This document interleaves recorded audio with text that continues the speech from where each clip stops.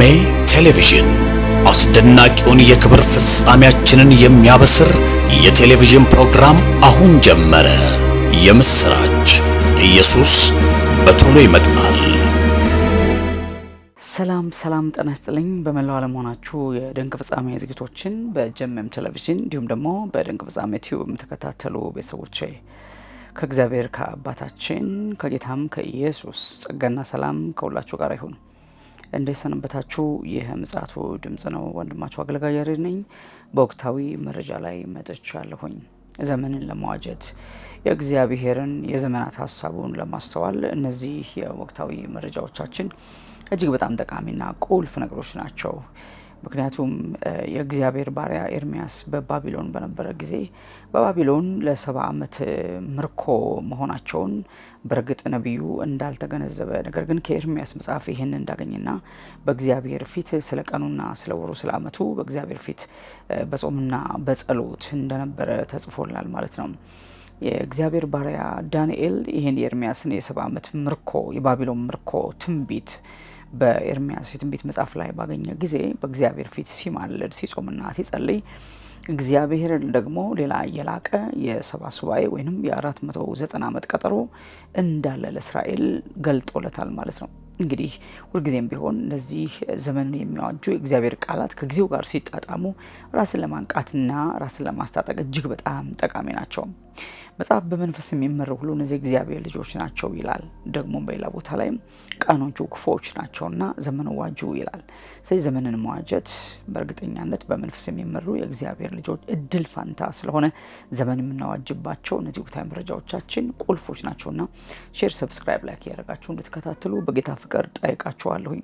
የመጀመሪያው መረጃዬ የሮማ ካቶሊክን ቤተክርስቲያን ላለፉት ዓመታት ሲመሩ የነበሩት ፖፕ ፍራንሲስ ከዚህ ዓለም በሞት መለየታቸውን የሚመለከት ነው።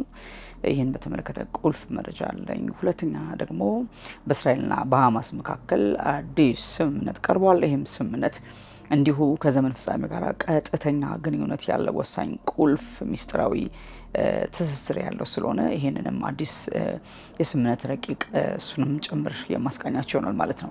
በፈረንጆች አቆጣጠር ከ2013 ጀምሮ እንግዲህ እስከ ሰኞ ጠዋት ድረስ የሮም ካቶሊክ ቤተክርስቲያን ዋና ፓትሪያርክ ሆነው ሲያገለግሉ የነበሩት እጅግ በጣም አነጋጋሪ አንዳንዴም አደናጋሪ የነበሩት ፖፕ ፍራንሲስ በ88 ዓመታቸው ከዚህ ዓለም በሞት ተለይተዋል።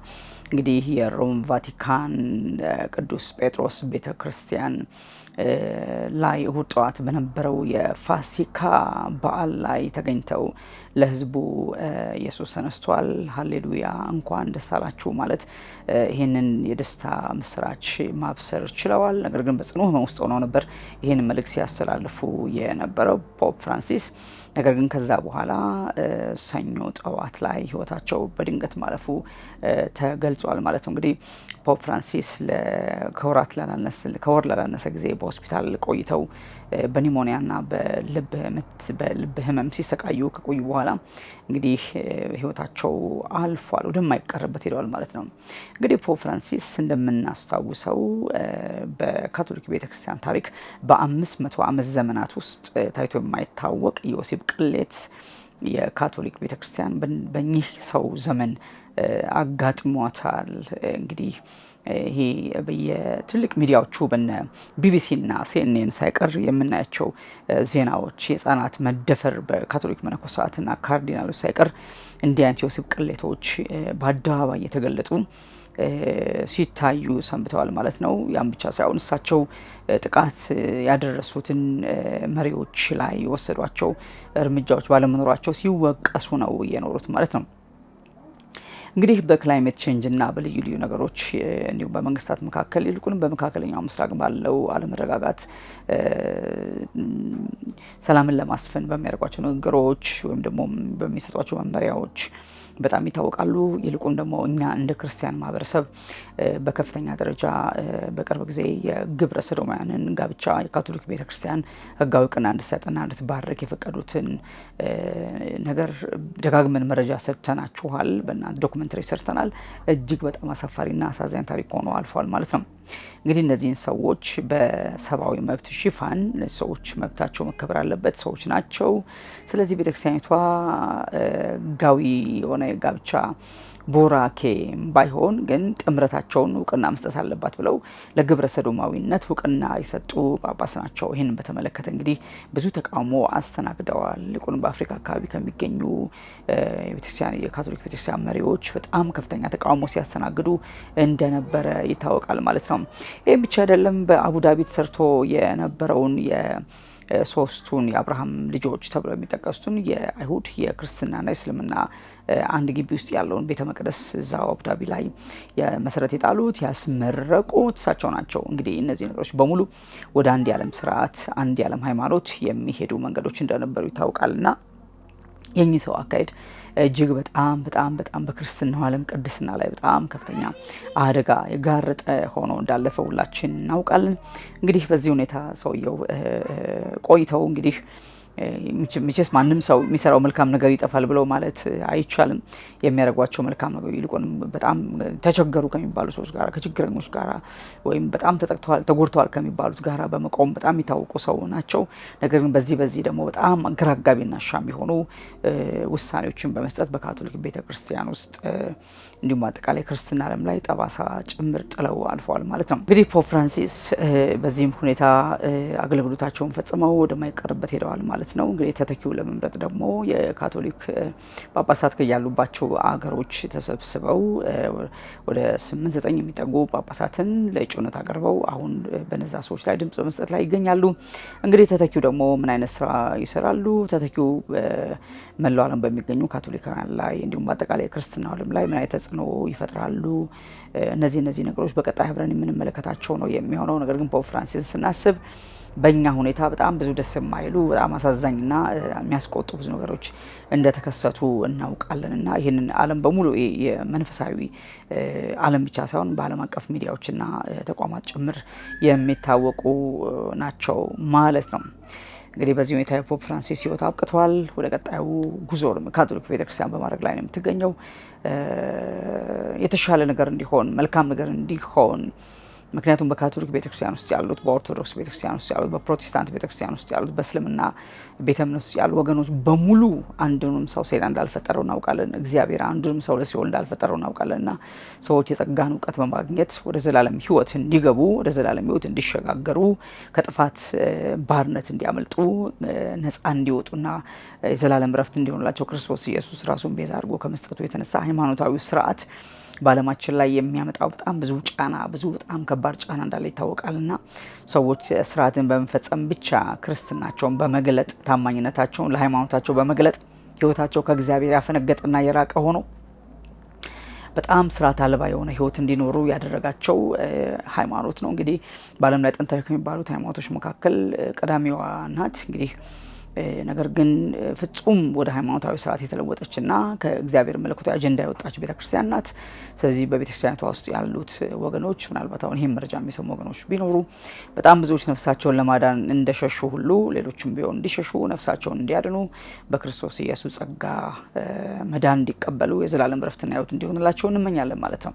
በመቀጠል ወደ ሁለተኛው መረጃ ስመጣ በእስራኤልና በሐማስ መካከል ያለው አለመግባባት እንደቀጠለ ነው ያለው። እስራኤልም በራፋ ላይ የምታደርገውን ጥቃት ቀጥላ ነው ያለችው። ከዚህ በፊት ዶናልድ ትራምፕ ያቀረቡትን ስምምነት የአረብ ሀገራቱ አልተቀበሉትም። እሱም ያው የመካከለኛው ምስራቅ ሪቬራ ለማድረግ ጋዛን አቅደው እንደነበረ ይታወቃል።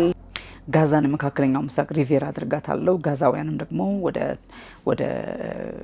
ወደ ዮርዳኖስና ወደ ግብጽ እንዲሁም ደግሞ ወደ ሲና እንዲሄዱና ቋሚ መጠለያ እንዲሰራላቸው፣ ማረፊያ እንዲሰራላቸው ያቀረቡትን ሰነድ የአረቡ ሀገራት አልተቀበሉትም ነበረ።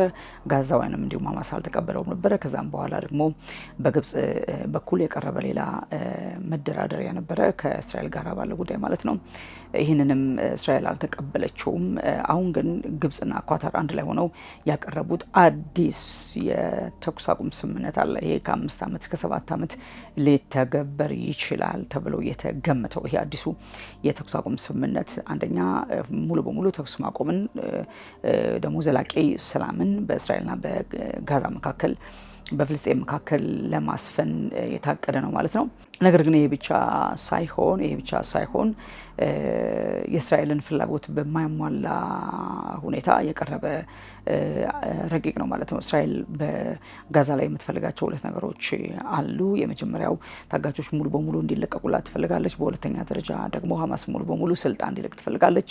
ነገር ግን አሁን በኳታርና በግብጽ አደራዳሪነት የቀረበው አዲስ ሰነድ ይህን ሁለት ነገሮች ያካተተ ምናልባት አንደኛውን ማለት የታጋቾች መለቀቅን ያካተተ ነው። ነገር ግን ሐማስ ስልጣን መልቀቁን ያላካተተ ሰነድ ነው የቀረበው ማለት ነው። ሐማስ በስልጣን ላይ ሊቆይ የሚችልበት ፖሲቢሊቲ ነው ያለው ማለት ነው። ሐማስም በበኩሉ አንደኛ በእስራኤል ታስረው የሚገኙ የፍልስጤም እስረኞች እንዲለቀቁለት ይፈልጋል። ሁለተኛ እስራኤል ከየትኛውም የጋዛ ክልሎች ለቃ እንድትወጣ ይፈልጋል።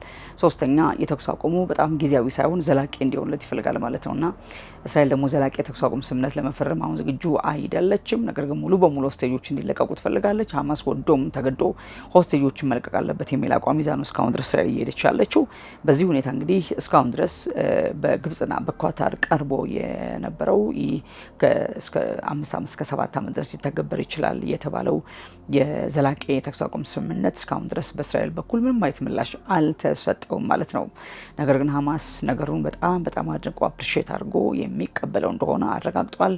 ምክንያቱም አንደኛ የሐማስን በዛ ቦታ ላይ በስልጣን መቆየትን የሚነካ አይደለም። ሁለተኛ ጋዛን መልሶ በመገንባት ላይ ያተኮረ ነው። የጋዛን ሰላም በመጠበቅ ያተኮረ ነው። ስለዚህ ሐማስ ስልጣኑን እስካልተነካበት ድረስ የትኛውም ስምምነት ለመቀበል ዝግጁ ነው ማለት ነው እንጂ ሆስቴጆች በመልቀቅ ጉዳይ ላይ እንግዲህ ምንም አይነት ችግር የለበትም። ሁሉንም ሆስቴጆች እለቃለሁ ወደሚል መጥቷል። ስለዚህ የሐማስ ዋነኛ ፍላጎቱ በስልጣን ላይ መቆየት ነው እንጂ ሆስቴጆችን መልቀቅ አይደለም። እስራኤል ግን አንደኛ ዘላቂ የተኩስ አቁም እንድትፈርምለት ይፈልጋል። ሁለተኛ በእስራኤል ታስረው ያሉ የፍልስጤም ታሳሪዎች እንዲለቀቁለት ይፈልጋል። ሶስተኛ የትኛውም ሰብአዊ እርዳታ በነጻነት እንዲገባና ህዝቡ ሰርቫይቭ እንዲያደርግ ይፈልጋል ማለት ነው።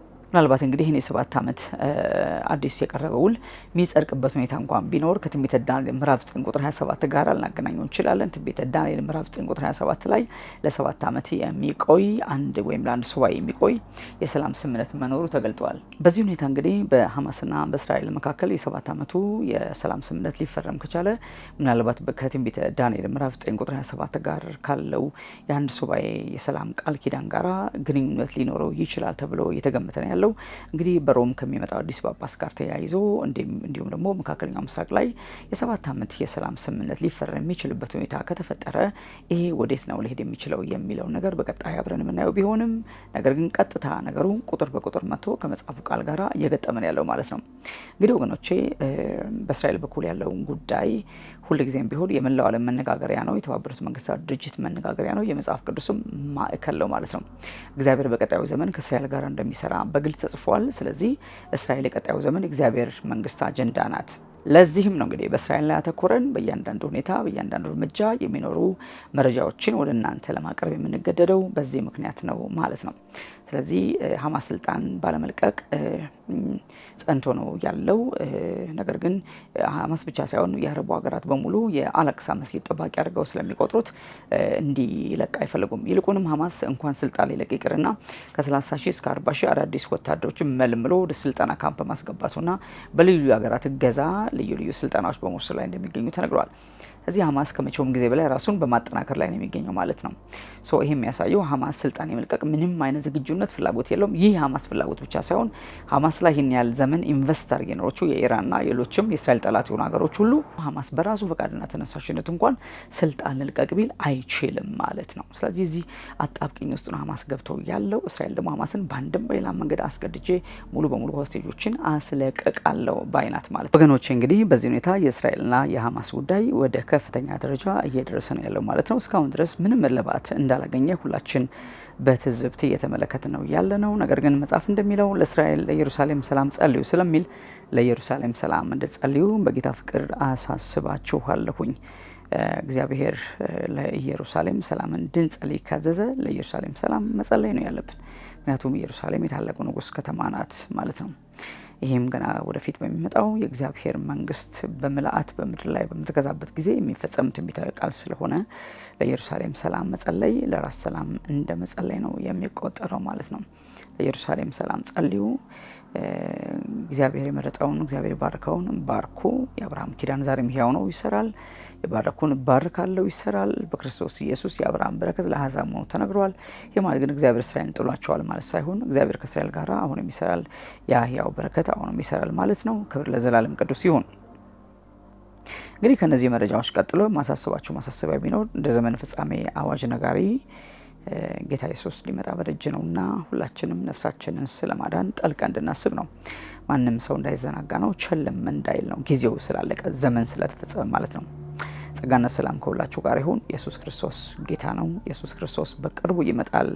ተባረኩ።